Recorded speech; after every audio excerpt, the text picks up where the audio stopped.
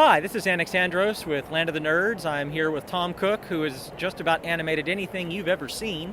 Whether it's Tiny Toons to Masters of the Universe to Thundar the Barbarian to Black Star to the Jetsons.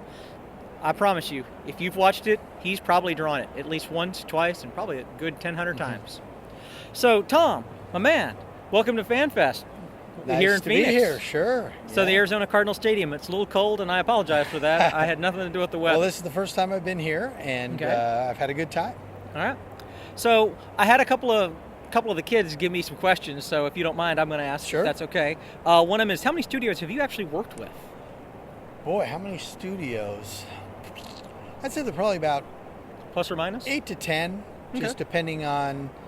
There's some smaller ones that I just picked work up and just did a little bit for them, and then there's ones that I worked at for years, like Filmation. So lots of different places.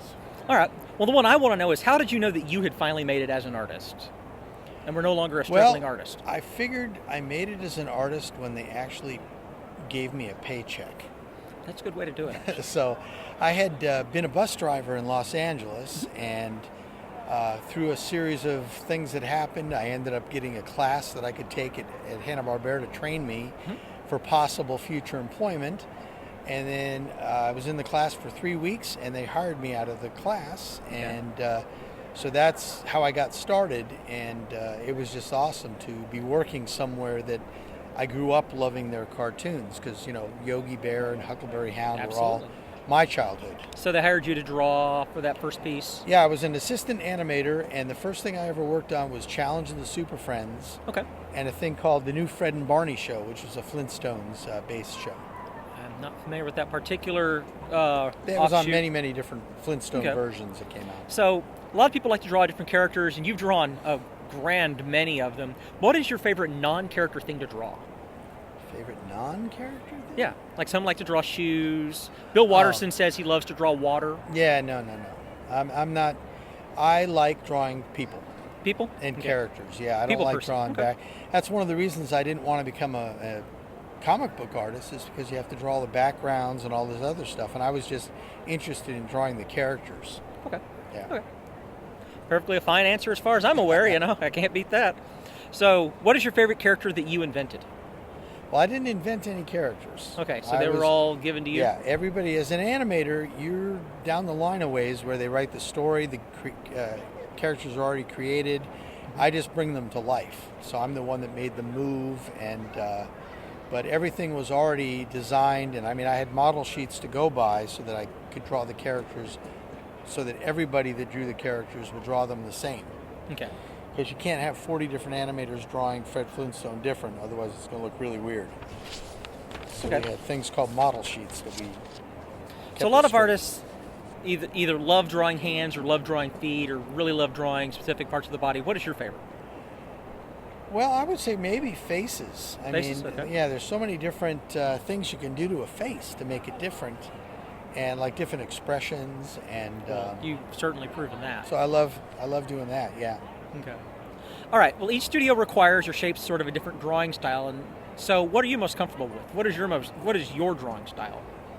Well, I adapted to whatever the studio style was. So when I did, Scooby-Doo, I mean, you got to draw them like Scooby-Doo, and that's a lot different than drawing He-Man or She-Ra. But you just kind of mold yourself to whatever the studio standard is, because, again, I can't draw He-Man so different that it's going to look way crazy compared to everybody else's. But do you have a drawing style that you prefer? When you're not constricted by the clock. Because I'm a big comic book fan, I like the styles of like Steve Ditko that did Spider-Man, or Jack Kirby with Fantastic Four. But as far as having my own style, I don't really have my own style. Okay. Well, I thought it was a possibility. Okay. So any advice to working artists into getting into a reputable studio like you did with Hanna-Barbera? Well, my biggest advice is go to law school. Law school? Yeah, because you're probably not going to make it in the art business. Okay.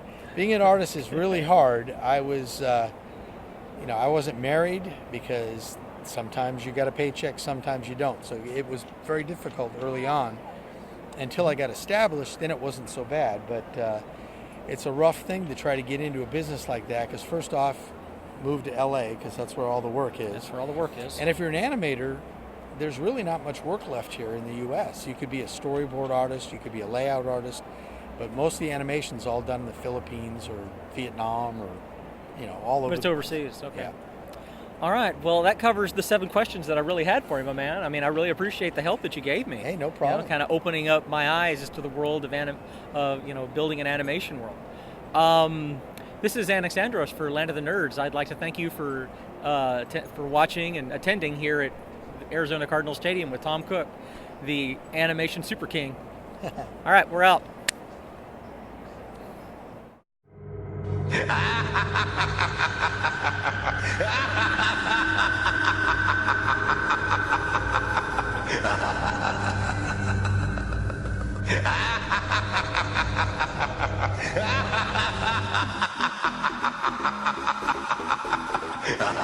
ha!